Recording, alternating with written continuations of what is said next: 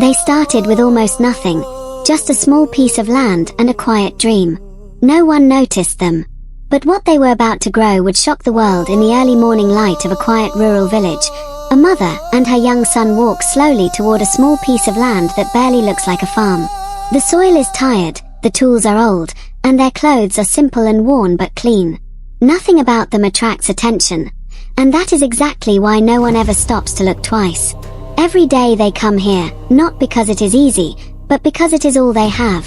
The boy watches his mother closely as she presses seeds into the ground, her hands steady, her eyes calm. He does not ask why they must work so hard or why their life looks smaller than others.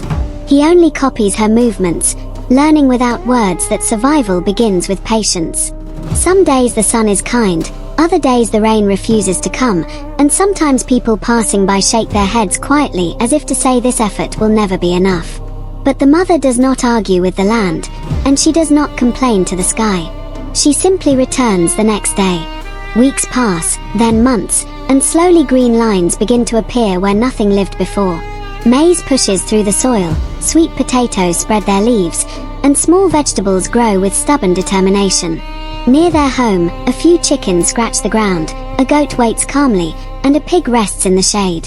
It is not much, but it is consistent, and consistency begins to change something invisible inside them. The boy starts to smile more, not because life has become easy, but because effort is starting to make sense. One season later, the land looks different, not dramatic, not magical, but alive. The harvest is small but real. They sell a little, keep a little, and reinvest the rest. Their clothes remain modest, but they are cleaner, better cared for, and so are they. Another year passes, and something unexpected happens. The farm becomes organized. Rows are straight, storage is planned, animals multiply, and neighbors begin to ask quiet questions. The shock is not that they are becoming successful, but that nothing about their work ever changed.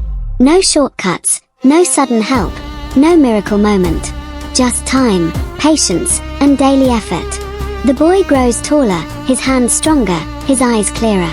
The mother walks differently now, not proud in a loud way, but grounded, as if she finally belongs to the future she once imagined silently.